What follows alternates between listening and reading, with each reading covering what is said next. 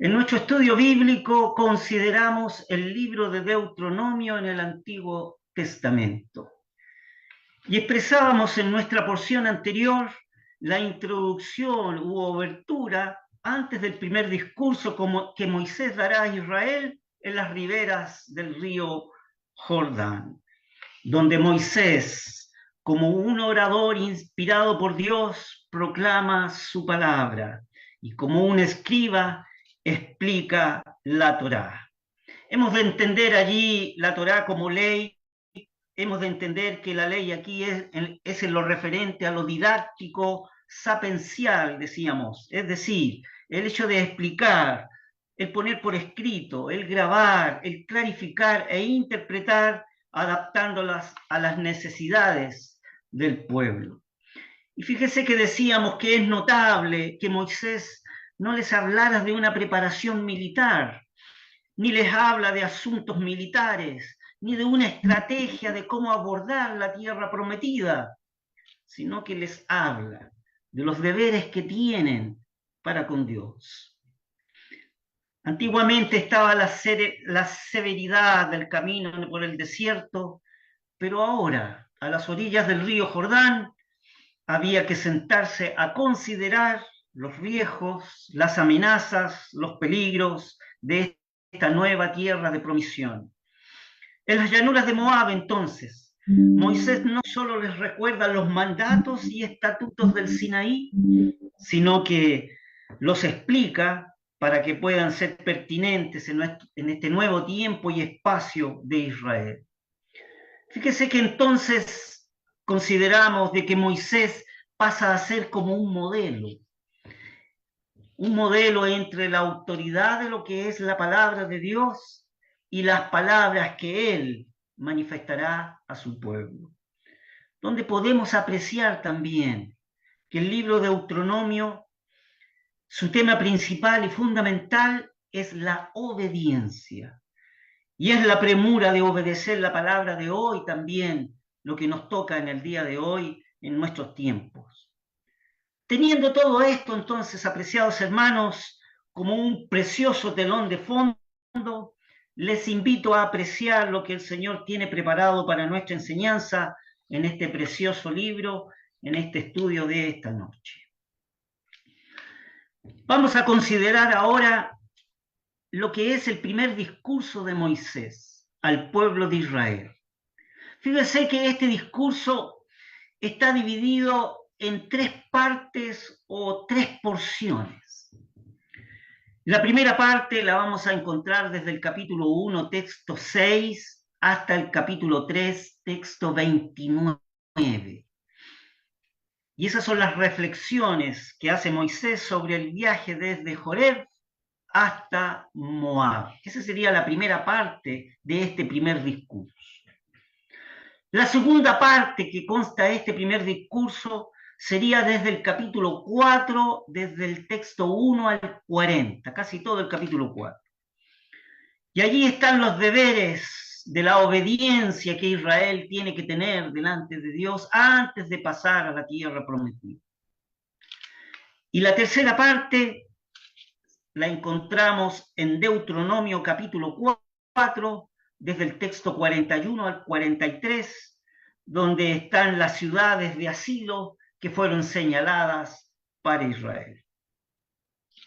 Les invito entonces a analizar pausadamente la primera porción de este primer discurso de Moisés a Israel y está entonces en Deuteronomio capítulo 1, desde el texto 6 hasta el capítulo 3, texto 29, pero solamente consideraremos la lectura desde el capítulo 1, desde el texto 6 al 18. Volvamos a leer entonces Deuteronomio capítulo 1, texto 6 al texto 18. La palabra del Señor dice así: Jehová nuestro Dios nos habló en Joreb diciendo: harto habéis estado en este monte, volveos, partíos e id al monte del Amorreo y a todas sus comarcas, en el llano, en el monte y en los valles y al mediodía y a la costa de la mar, a la tierra del Cananeo y el Líbano, hasta el gran río, el Éufrates. Mirad, yo he dado la tierra en vuestra presencia. Entrad y poseed la tierra que Yahvé juró a vuestros padres, Abraham, Isaac y Jacob, que les daría a ellos y a su simiente después de ellos. Y yo os hablaré entonces diciendo, yo no puedo llevaros solo. Jehová vuestro Dios os ha multiplicado, y aquí sois hoy vosotros como las estrellas del cielo en multitud. Jehová Dios de vuestros padres añada sobre vosotros como sois 1000 veces, y os bendiga como os ha prometido. ¿Cómo llevaré yo solo vuestras molestias, vuestras cargas y vuestros pleitos? Dadme de entre vosotros, de vuestras tribus, varones sabios y entendidos y expertos, para que yo los ponga por vuestros jefes. Y me respondisteis y dijisteis, bueno es hacer lo que has dicho. Y tomé los principales de vuestras tribus, varones sabios y expertos, y púselos por jefes sobre vosotros, jefes de millares, y jefes de cientos, y jefes de 50, y cabos de 10, y gobernadores a vuestras tribus. Y entonces mandé a vuestros jueces diciendo, oíd entre vuestros hermanos, y juzgad justamente entre el hombre y su hermano, y el que es extranjero.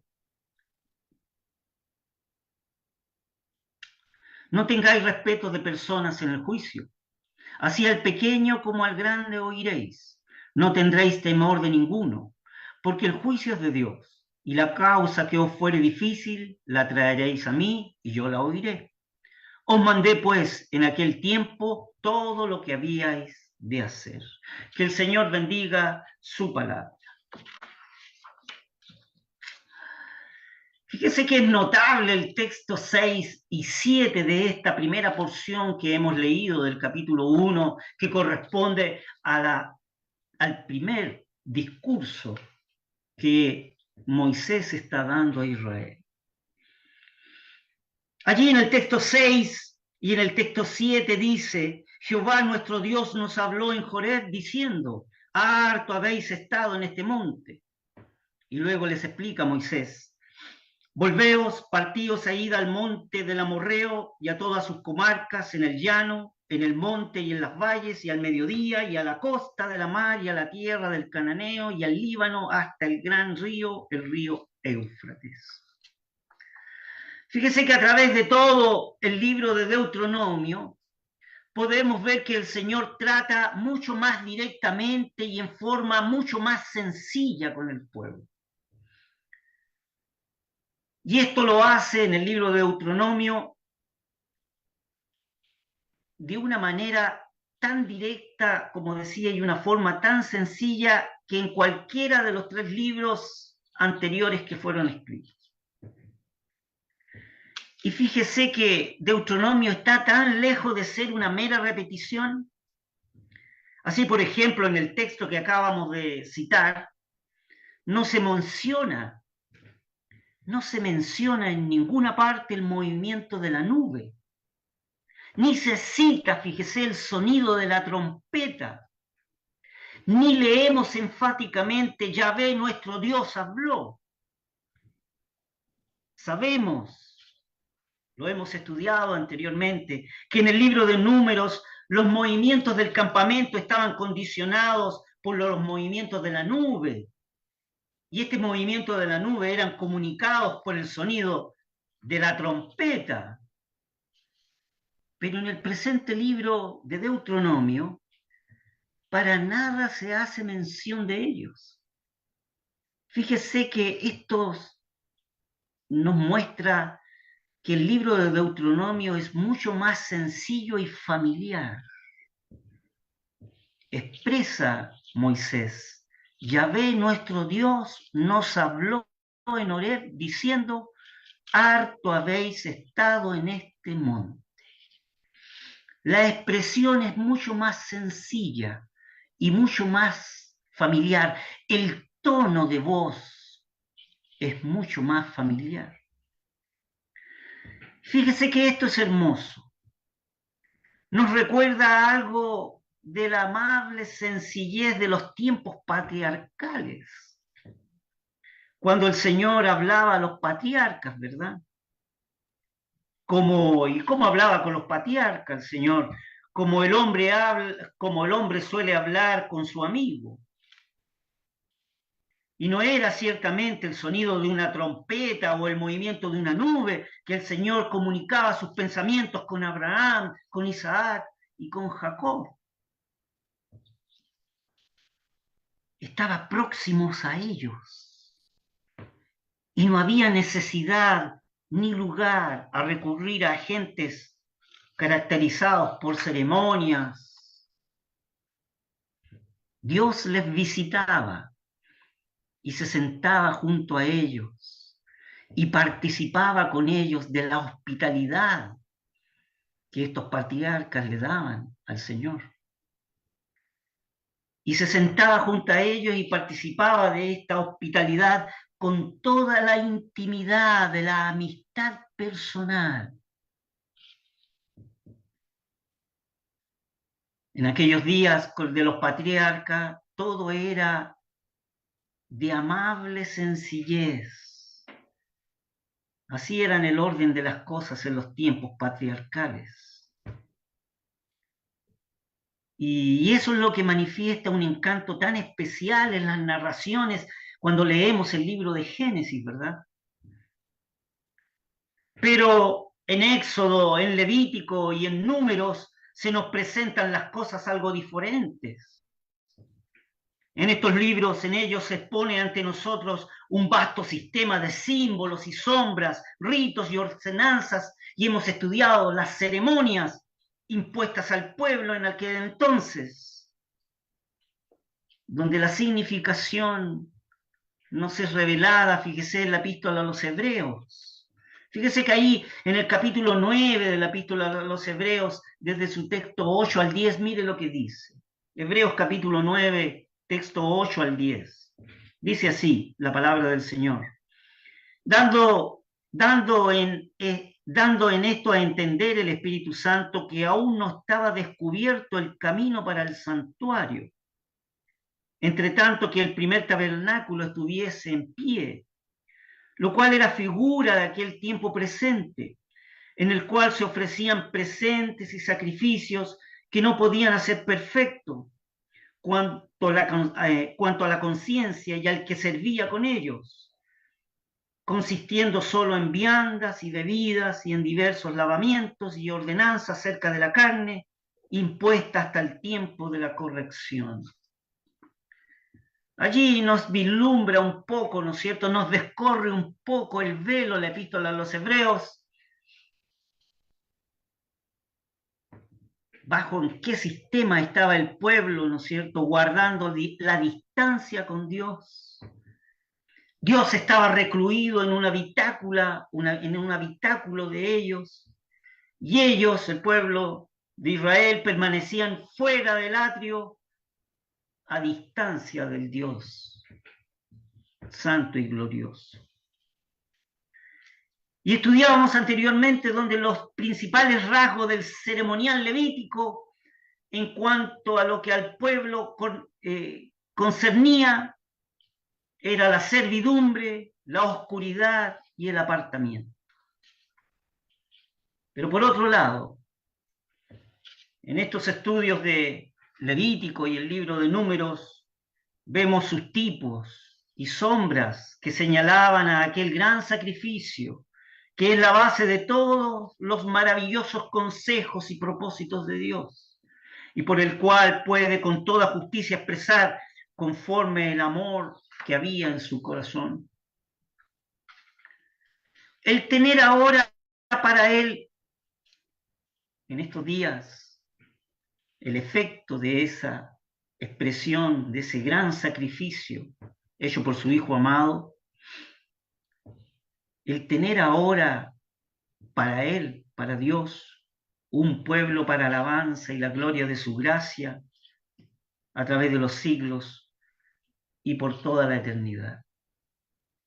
Entonces, apreciados hermanos, es de notar que el libro de Deuteronomio encontramos comparativamente muy poca cosa tocante a ritos y a ceremonias. Se ve aquí en el libro al Señor con una comunicación más directa con el pueblo y aún con los mismos sacerdotes en su cargo oficial. Fíjese que raras veces aparecen los levitas ante nosotros y donde se hace referencia a ellos, más bien en su misión moral que en su misión ceremonial, como era en Levítico o en Números. Hemos leído en el texto: Yahvé nuestro Dios nos habló en Joreb diciendo: harto habéis estado en este monte, volveos, partíos e id al monte del Amorreo. Y qué raro privilegio, fíjese que al leer este texto, para un pueblo tener al Señor tan cerca y un Dios tan interesado en todos sus movimientos y en todo cuanto les interesa, sea pequeño o grande. Hay un Dios preocupado en todas las cosas que le interesa al pueblo de Israel, ya sea algo pequeño o grande. Él sabía cuánto tiempo debían permanecer en un lugar determinado y hacia dónde más tarde deberían dirigir sus pasos. La verdad que el pueblo de Israel no tenía la necesidad de preocuparse respecto a sus jornadas, ni de cosa algunas. Estaban bajo la mirada y la mano de uno cuya sabiduría era inefable, cuyo poder era omnipotente, cuyos recursos eran inagotables, cuyo amor es infinito, y había tomado a su cargo el cuidar de ellos. ¿Qué les quedaba entonces a ellos por hacer? ¿Qué le quedaba al pueblo de Israel por hacer? ¿Cuál era entonces el deber simple y sencillo y llano que tenían que hacer? Solo una respuesta: nada más que obedecer. Su elevado y santo privilegio del pueblo de Israel a las orillas del río Jordán consistía en descansar en el amor divino y obedecer sus preceptos. Obedecer los preceptos que Yahvé había manifestado. En eso consistía el bendito secreto de la paz que Israel podría tener. Ese bendito secreto de obedecer los preceptos de Yahvé les llevaría a su felicidad y a su seguridad moral dentro del nuevo territorio que habrían de adquirir. Podríamos decir entonces: dichosa situación, qué senda más privilegiada, una suerte feliz, ¿verdad? Pero déjeme decirle, apreciados hermanos, que ese bendito secreto de la paz que podría darse para Israel, que consistía en la obediencia y transformaría eso en su felicidad y en su seguridad moral, todo eso exige una voluntad quebrantada, una mente obediente y un corazón subyugado. Y cuando Yahvé les dijo: harto habéis estado en este monte, significa que, al contrario, ellos hubieran formado el propósito de recorrer el monte por algún tiempo más, ¿verdad? Tal caso acontecía en Israel en sus peregrinaciones por el desierto. Y déjeme decirles una cosa, y tal cosa también acontece con nosotros en el día de hoy. En otras palabras, ese texto, esa frase que dice, harto habéis estado en este monte, nos da a entender que nos quedamos más de lo que Dios desea que nos quedemos, ¿verdad? Nuestro muy precioso privilegio consiste en dejar todos nuestros asuntos en las manos de Dios, y no meramente en un Dios de pacto, sino en el día de hoy en un Padre amante, ¿verdad?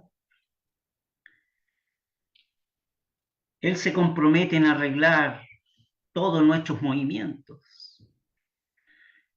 Él fija los límites de nuestra habitación.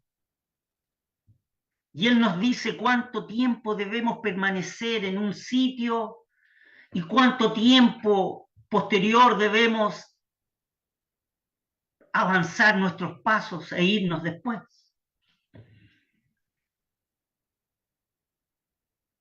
Su voz llena de gracia para nosotros en el día de hoy la podemos leer en las siguientes palabras.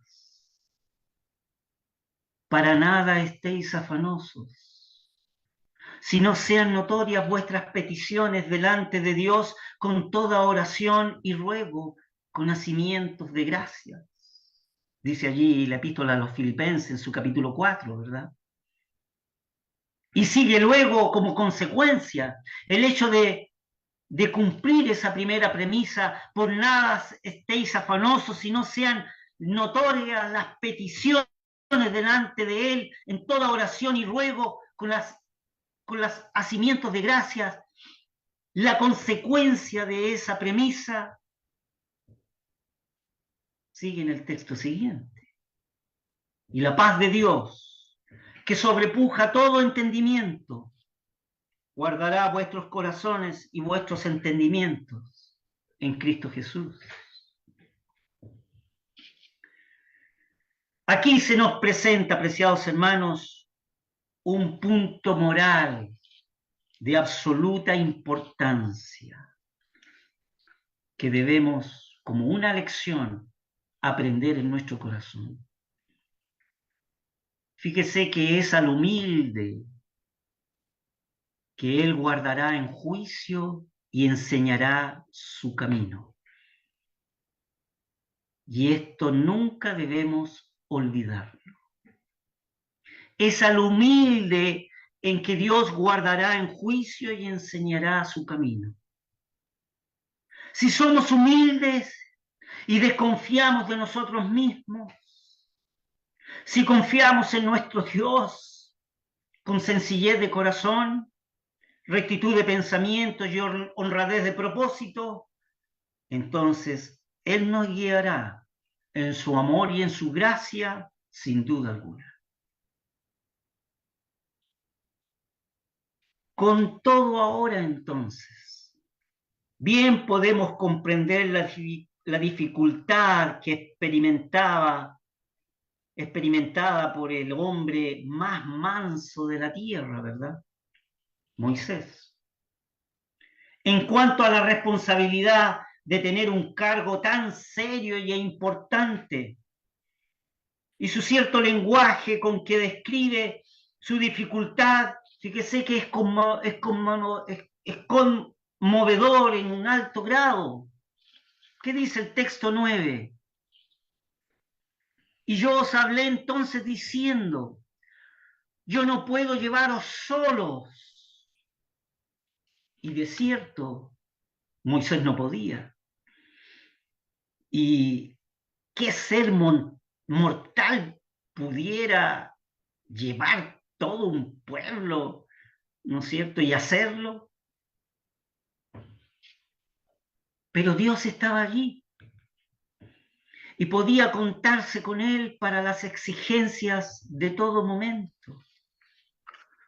Y podemos ver que en el texto 10 y en el texto 11 Moisés expresa un maravilloso paréntesis con respecto a Israel. Leamos ese maravilloso paréntesis. ¿Qué dice el texto 10 y 11? Jehová vuestro Dios os ha multiplicado. Una promesa cumplida. Y aquí sois hoy vosotros como las estrellas del cielo en multitud. Jehová Dios de vuestros padres añada sobre vosotros como sois 1000 veces y os bendiga como os ha prometido. Moisés hace este paréntesis, un hermoso paréntesis con una exquisita aspiración de un corazón de un hombre, del hombre más manso de la tierra, con un corazón grande y humilde. Él desea,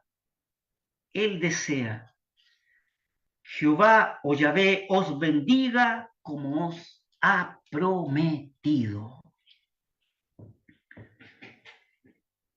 Pero luego expresa la realidad que él tiene ante el pueblo en el texto 12. ¿Y qué dice el texto 12? ¿Cómo llevaré yo vuestras molestias, vuestras cargas y vuestros pleitos? Apreciados hermanos, aquí hay otro secreto. Aquí está el secreto de gran parte de las molestias y de las cargas. Estas no podían estar acordes entre sí, ¿verdad? Habían entre ellos, entre el pueblo de Israel, controversias, contiendas y cuestiones que originaban divisiones. Si ellos, fíjese que se hubieran comportado, si se hubieran comportado amorosamente unos con otros, si se hubieran comportado amorosamente unos a otros, no hubiera habido cuestiones que decidir y por lo tanto ninguna necesidad de jueces habrían sido nombrados para poder decidir todas las cuestiones de pleitos que ellos tenían.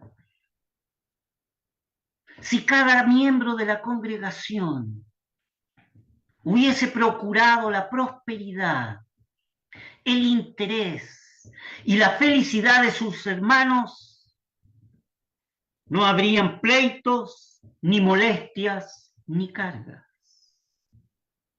Si cada uno hubiera hecho todo lo posible para promover el bien general del pueblo de Dios, cuán hermoso habría sido el resultado. Pero hay un segundo hay. No sucedió así en Israel, ¿verdad? No sucedió así en Israel en el desierto.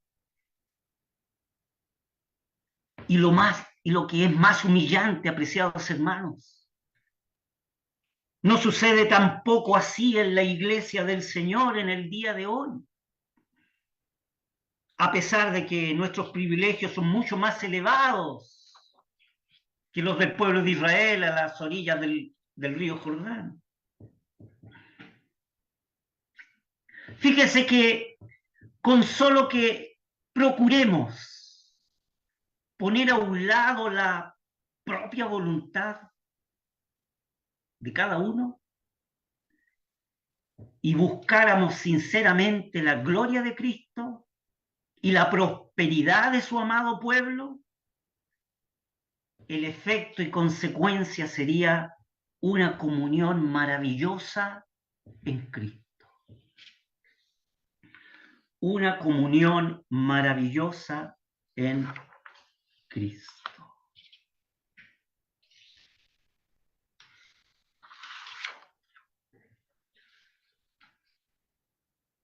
no habrían ni molestias, ni cargas, ni controversias, ni contiendas, ni divisiones en medio del pueblo de Dios.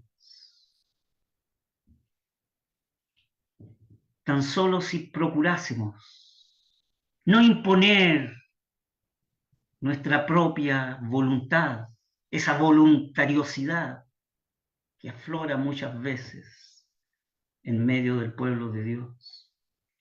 Y si buscáramos manifestar en la comunión los unos con los otros la gloria de Cristo y la prosperidad del pueblo amado de Dios,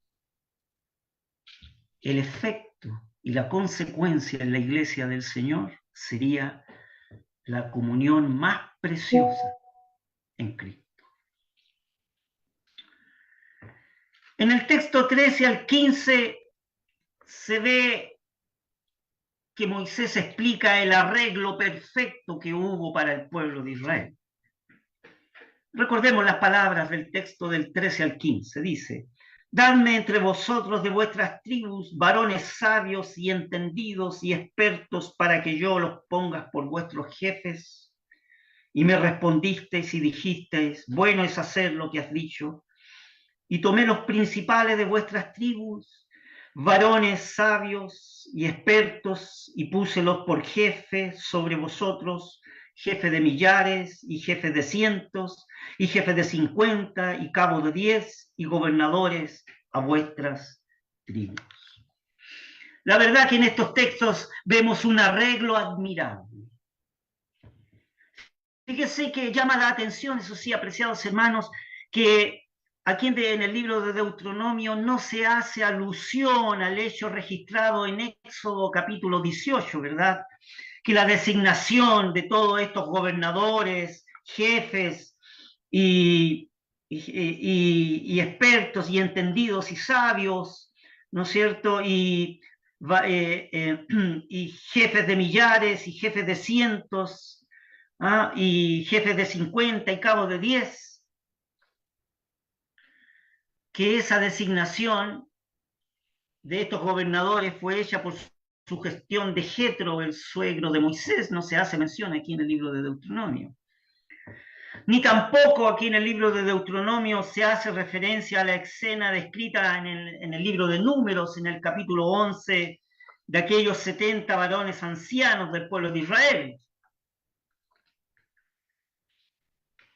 Y aquí se nota y se ve, apreciados hermanos, el carácter propio de este libro de Deuteronomio que estamos considerando, y del cual está muy lejos de ser una mera repetición de los libros que le preceden. Solo podemos apreciar la actitud de Moisés ante tan importante servicio, pero su premisa era: si alguno quisiera ser sabio, hágase simple. Esa es la premisa que se desprende como lección aquí de lo que manifiesta Moisés. Si alguno quiere ser sabio, hágase simple. He aquí el gran secreto moral de todo este asunto. En los textos 16 y 17 podemos ver aquí una sabiduría. Leamos el texto 16 y 17, que dice así: y entonces mandé a vuestros jueces diciendo: oíd en vuestros hermanos y juzgad justamente entre el hombre y su hermano y el que le es extranjero. No tengáis respeto de personas en el juicio. Así al pequeño como al grande oiréis. No tendréis temor de ninguno, porque el juicio es de Dios, y la causa que fuere difícil la traeréis a mí, y yo la oiré. Qué celestial sabiduría se descubre en estas palabras. Qué equilibrada justicia, ¿verdad? Qué santa imparcialidad leemos en estos textos inspirados por Dios. Fíjese que expresa de que todo caso de desaveniencia, aquellos pleitos, divisiones, cargas y molestias entre hermanos, todos los hechos de ambas partes habían de ser oídos y considerados pacientemente. La mente no debía torcerse por los prejuicios, ni la predilección o el sentimiento personal de inclinarse a ninguna clase, ¿verdad? El juicio debía formarse no por impresiones, sino por los hechos claramente comprobados e innegables. En eso consistía la justicia. Ni la posición ni las circunstancias de ambas partes debía tenerse en cuenta en la causa. Así al pequeño como al grande oiréis. Al pobre solo se le debía dispensar la misma equilibrada justicia que al rico. Es decir, al pobre se le debía otorgar la misma equilibrada justicia que se le otorgaba al personaje que era pudiente, al rico. Y al extranjero que se le debía dispensar exactamente la misma justicia, igual que al nacido en el país. No había que hacer diferencia alguna. ¿Y cuán importante es todo esto, apreciados hermanos?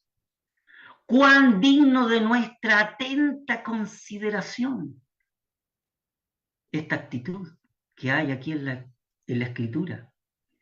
Cuán lleno de profunda y valiosa instrucción para nosotros.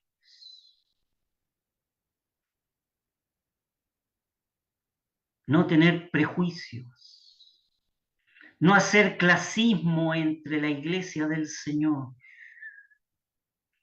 El trato debe ser igual. En el día de hoy, porque todos los creyentes en Cristo han sido rociados con la sangre del Señor y estamos al mismo nivel y al mismo derecho en Cristo Jesús.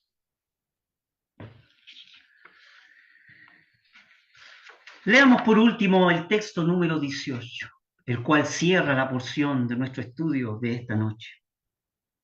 Os mandé pues en aquel tiempo que todo lo que habéis de hacer. Esta es la senda, apreciados hermanos, de la simple obediencia que fue llanamente expuesta ante el pueblo de Israel en las riberas del Jordán. No tenían sino que seguirla con un corazón obediente y un paso firme. Para nada tenían que dudar sobre las consecuencias y los resultados. Todo ello tenían que dejarlo enteramente en las manos de su Dios y adelantar con resuelto propósito en la bendita senda de la obediencia. Pero déjeme decirle, apreciados hermanos, que este también es un llamado para nosotros en el día de hoy, los que conformamos el pueblo santo del Señor.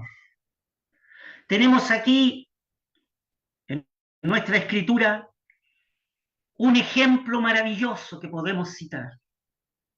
Fíjese que leemos en la epístola a los Hebreos. Allí en Hebreos capítulo 5 hay un texto maravilloso que dice así, referente al Señor Jesús. Y aunque era hijo, por lo que padeció, aprendió la obediencia. Este texto es tremendamente profundo. ¿Que el Señor aprendió obediencia? De ninguna manera. El Señor Jesús fue obediente antes la eternidad ya era obediente. Y Él vino y dejó sus glorias magníficas en obediencia a la obra soteriológica, es decir, de salvación que habría de hacer por mandato de su Padre. Y anduvo aquí en la tierra obedeciendo todo conforme a las palabras que Dios estableció, su Padre. Pero la Escritura dice que aunque era hijo, por lo que padeció, aprendió la obediencia. No es que él haya tenido que aprender la obediencia. Lo que significa el texto es que el Señor aprendió el costo de lo que significa obedecer. He ahí la gran enseñanza. El hecho de tener que obedecer al Señor significa que nosotros tenemos que tener un costo en nuestras vidas para obedecer. Y la premisa es, ¿estamos dispuestos a pagar el costo para obedecer al Señor? El Señor dice en la Escritura, aunque era hijo, por lo que padeció, aprendió la obediencia, es decir, aprendió el costo de lo que significa obedecer. ¿Y sabe cuál fue el costo que el Señor asumió para obedecer? La muerte de la cruz. Murió en esa cruz. Ese fue el costo de su obediencia. Para morir por toda la humanidad. Para raer el pecado que destruye y pierde al hombre. El costo de obedecer para él fue la muerte en la cruz.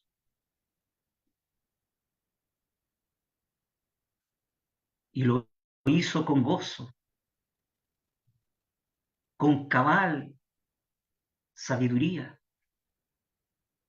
pero con un sufrimiento tremendo, tremendo. Aunque era hijo, por lo que padeció, aprendió la obediencia. Así como el pueblo de Israel es llamado a obedecer a las riberas del río Jordán, en el día de hoy, nosotros, la Iglesia del Señor, también hay un llamado a obedecer y aprender el costo de lo que significa obedecer al Señor.